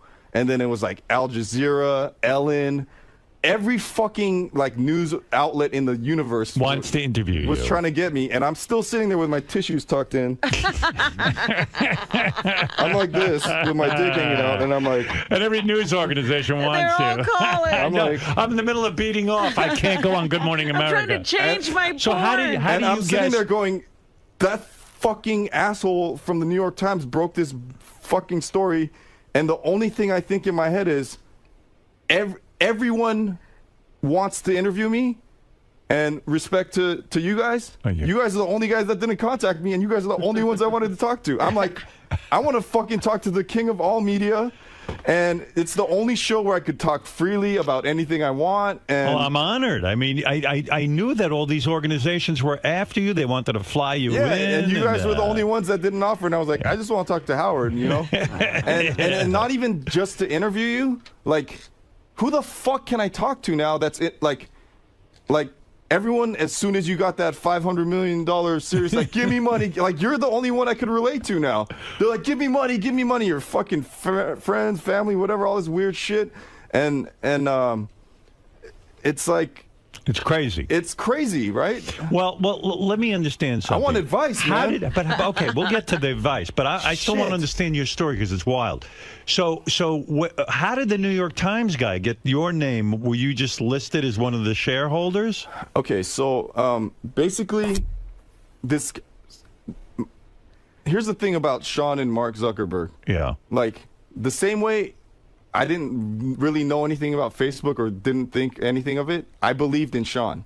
In the same way, those guys like love my art, and sometimes I think maybe they don't even like my art. They just like that I'm this guy that just does like I think you're a true artist because you're honest and you express. And when I make art, like anytime, like I could like Hitler was a fucking artist. And they said his art was shitty, and look what he ended up doing. Like, I feel like a killer sometimes, and I'm like, I'm not killing anybody. Right. I'm just gonna, I don't care if it offends anybody. I don't care if someone's upset by it. I want to express myself as honestly. That's what a true artist is. An artist expresses themselves, and then you got to just be honest and let it all hang out. Right. And my mom brainwashed me since I was a kid that I was the best. She's like, I was born, and she's like, you're the best artist in the world and the most handsome. I was like, okay, I don't think so. Zuckerberg and so get back one second. You're all over the place. Okay. Let me back you up because you're a fascinating guy. When you went to Vegas and you made the $1 million, you kept putting the money aside and this and that. At the same time, you actually racked up $1 million in winnings as you kept banking and banking and banking every time you won. What was your biggest score? Like, you go to Vegas and win blah, blah, blah in one shot. That time, well, it wasn't like at 30 I went one time and won the $1 million. It was over that whole year. So that time. In a year, you made $1 million. In 1 year, I had made $1 million. From 500, you went to $1 million. Yeah, I mean, it's like a drug. Like, at some point, 1,000 doesn't do it. And at the same time, once you have $1 million. Right. Do you say, hey, I'm going to charge a fortune for my painting because I don't really need to go and do every single job now. And then your paintings and your artwork starts to click and everything's clicking. And within that time, because everything was clicking, Zuckerberg and the Sean dude from Napster, they offer you $60,000 or stock in Facebook. And you said, hey, Sean's a cool dude. I'm watching this guy transform himself. He's wild. I'm going to take the stock in this stupid fucking company. I don't believe in Facebook. And that was the smart. Could you imagine your life today if you hadn't taken the stock? You would have been one of those guys walking around, if I'd only taken that fucking stock. He'd have changed the DVD and the porn. You're not kidding. No, I wouldn't, Howard. You wouldn't? You would have no regrets. Because I think of you as someone that's in my position that does what you want and then got a crazy payday, and people are like, why the fuck is Howard getting $500? I'm like, because he's the best. No one does what Howard does, so he deserves it. And then I forgot what they offered Dave Chappelle when he lost his mind and went to Africa. It was something like $50 million. Yeah, they're like, because he's unique and one of a kind. Basically, I was with Mark this recently, like 2 months ago, painting the new Facebook, which is like the most giant. It's like 18 of these buildings. Right. And what did they pay you for that? I did. This was a freebie this time. Freebie. Yeah, you're not kidding. Yeah, look at what you're Good getting. for you. No, I mean, I love Mark, and I was painting it, and this. What do you paint? Do you paint the whole wall in? I paint everything. Graffiti style. Anything. Is it inside or outside? You're painting the inside of the building? Anything. Do me a favor. Get out there in the hall and start painting. I'll paint whatever you want, Go Howard. ahead. Yeah, go ahead. No, go ahead. Everyone's like, this graffiti guy. I'm like, I do oils. I'm the master of my craft. Were you great when you were a kid at artwork? I've been drawing since I fell out of my mom's pussy. I used the umbilical cord. Good for you falling out of there. Yeah. Oh, there you are. They're the walls you paint. That's 2005. I did those. That's Facebook? Yeah. Wow. I was just like fucking going for it, you know? You just do it like it's graffiti art, but also you do paintings, you do this, that, and the other thing. I do, graffiti, if you look it up, it's like, it's illegal, right? Right. When they told me I was going to be on Stern, like, I couldn't contain myself, and I was like, I lost my mind. I was like, fuck, I got to go paint something. And my landlord, he like, in New York, my old landlord in Chinatown, he's like, Dave, I heard this story. He's like, come paint like on the building, you know? Right. And it's like when someone's asking you to do graffiti, it's not graffiti anymore. Right. Yeah. I painted a building once where they demolished the whole building just to keep the wall. Wow. I mean, so it's like that's crazy. Is that illegal? It's if someone asks you to rape you, it's not rape anymore. Right. That's You know? right. It's no, like, no, it's consensual. Yeah. All right. So it's more fun going out and painting a wall than you're not supposed to. Of course. That's right. It's always more fun. Right. It's the illegality. Right. Now, why did you end up in jail? Before you went and painted this legendary building for Facebook and got all this stock, why were you in jail? What were you doing that was wrong? Okay, so I only saw a therapist for like a month, but he says I'm missing the like most people, like when they do something stupid or make an insane decision or something, they think about it, right? Right. He says you're missing that part. He's like, you just do shit without thinking about it, you know? So, and that, you know, goes into like how I paint. Everything I do the same way. That's part of who you are. Right. So but what did you go to jail specifically So I for? was in Japan, like, you know, graffitiing the walls, stealing bikes, and you know, in Japan, it's a crazy society. Have you been there? Never. I will never go. I'm too tall for Japan. I'll stick out like a giraffe. They'll fucking worship you out there. Yeah. They don't like if I left my wallet here, they would just leave it there Until you could get it. It's a very like that kind of society, you know. So they don't lock their bikes up, and I would take a bike and I would just go tag all of Tokyo, and then, you know, I was going crazy. So you were a thief.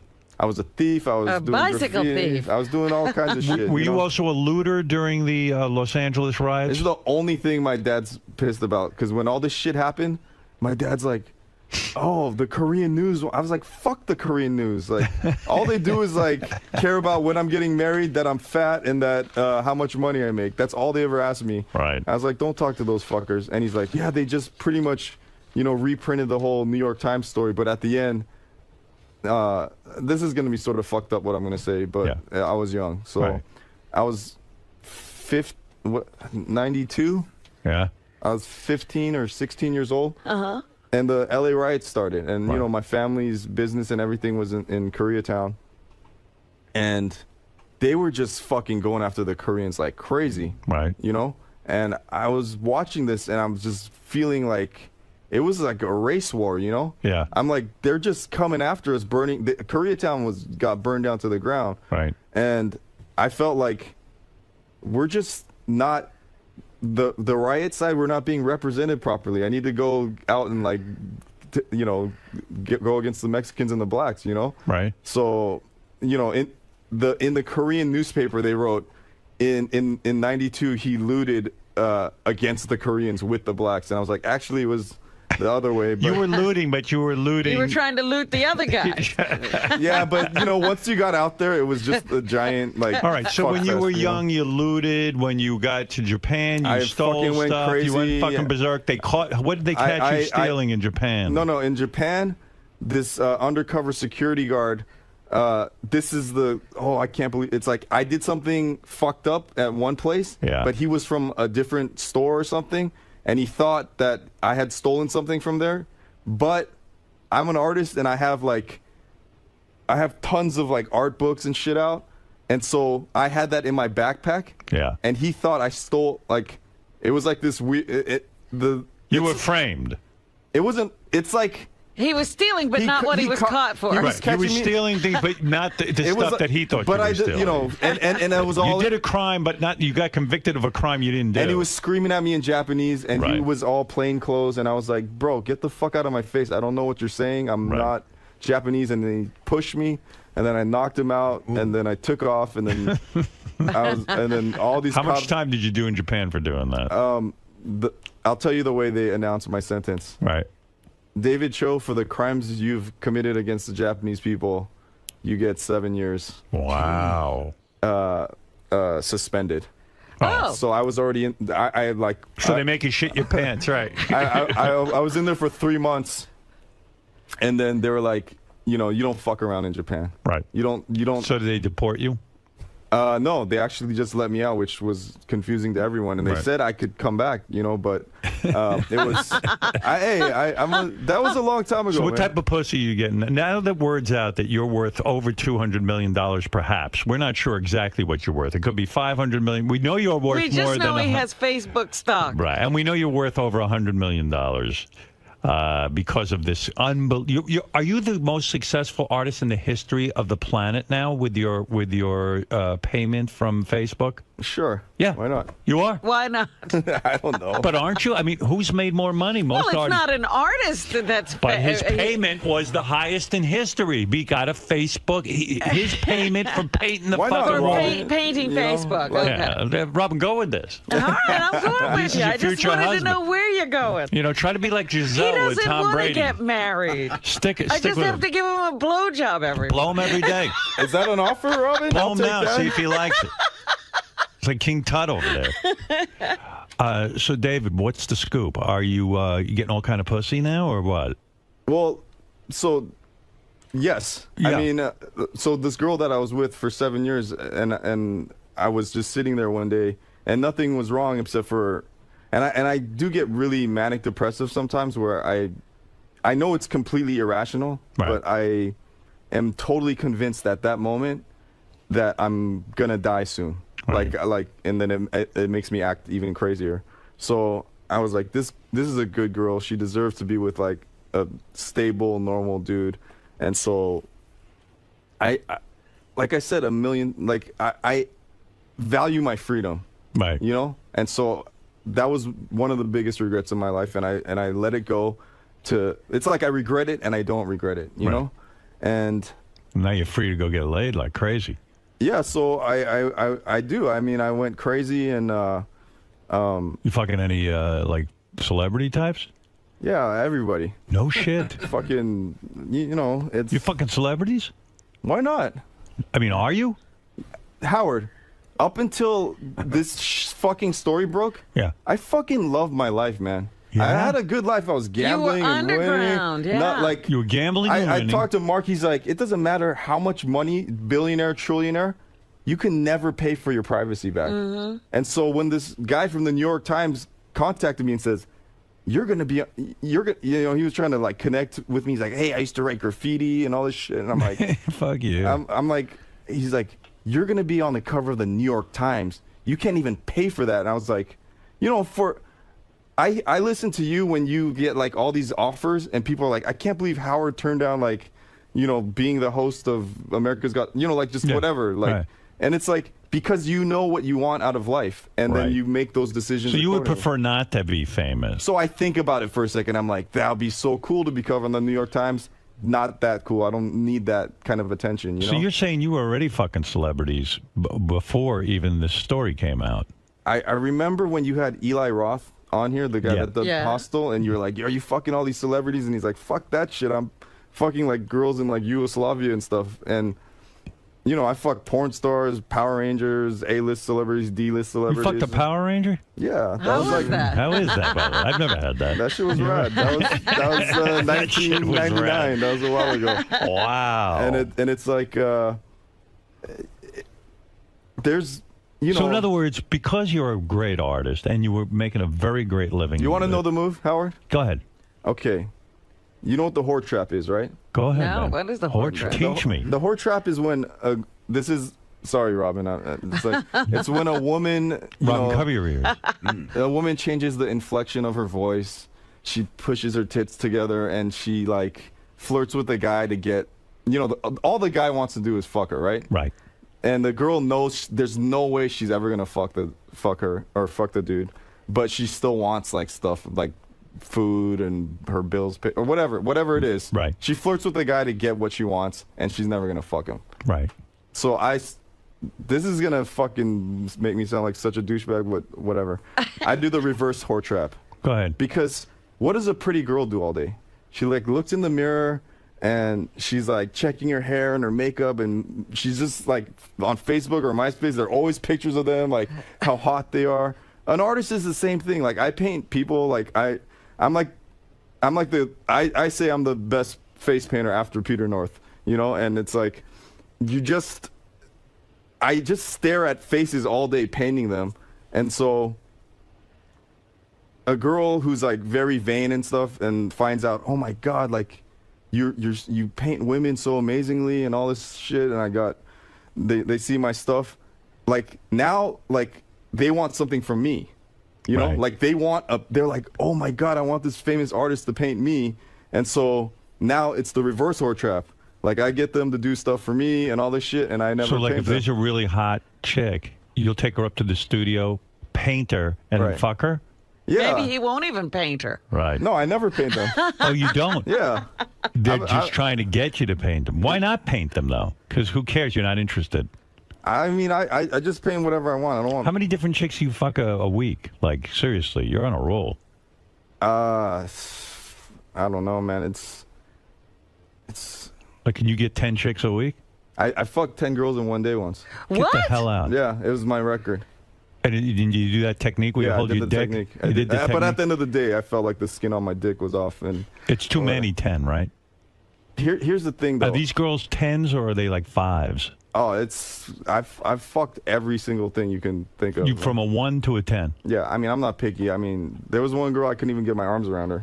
You know, like, Really? She was so fat you couldn't put your arms around, and you fucked her.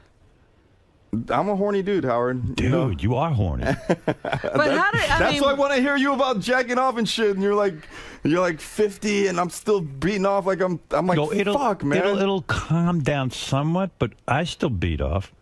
But let me ask, how do you Robin, you ever been with how do a- you find 10 people? Robin, you ever been with an Asian guy? No, I haven't. Fuck Robin. Robin, you know what you just said right now? What? Like, I never have. Uh-huh. It's every girl I've ever fucked, not every girl, but 90% of the women I've ever had sex with. Yeah. Either before I fuck them or after I fuck them, when you're just laying there or like when you're about to stick it in. And this is the fucked up part.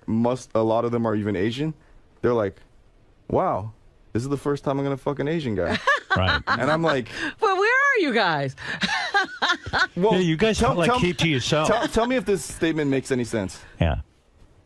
Black women are the Asian guys of girls, and Asian girls are the black guys of girls. Yeah, doesn't make any sense. Don't worry about it. It's like. So wait a second. You got a big dick, or is it you small? I think I have an average sized dick for someone my size. Right. But there you got was 6 inches. At least, but there was a point when I showered naked with men for many years. Yeah. Totally not gay. In jail.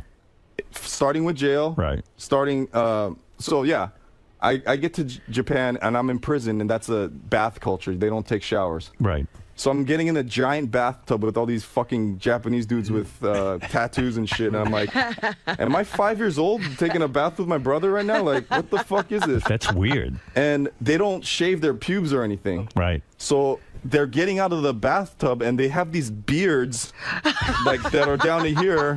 And you just see like a red dot sticking out where the tip of their dick is, or you don't see anything. Wow. And like women. I don't shave my shit, but I keep it tight, you know? Yeah, right. And they're like, are you a porn star or something? How come your dick's so big? And I'm like, man, you guys have like the smallest dicks I've ever seen in my life. All right. And then a year later, I'm in Africa, I'm in the Congo, and I'm taking showers with dudes out there. I shower a lot with guys. Right.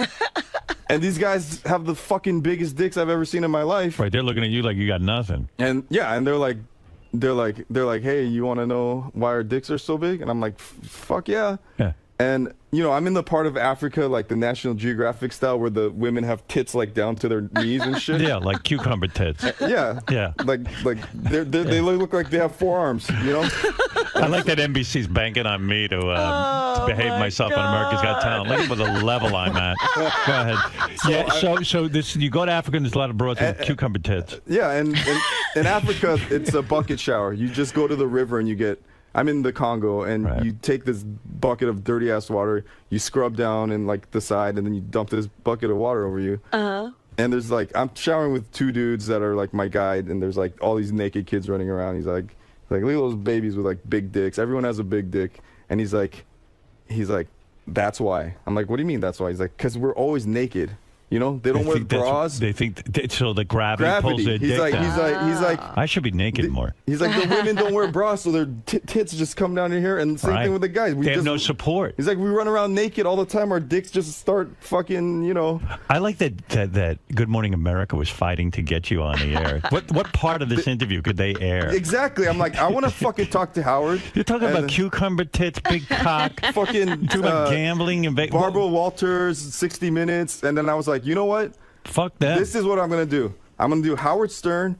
Then if you can get Barbara Walters to do graffiti with me, I'll do 2020. Right. Which I'm doing right after this. Okay. And then I think I'm gonna do Jimmy Kimmel, and all we're gonna do is talk about you the whole time. Yeah, Jimmy's my boy. Yeah. Yeah. I know that. Yeah. So Jimmy's a good man. So. Hey, so what are you gonna do?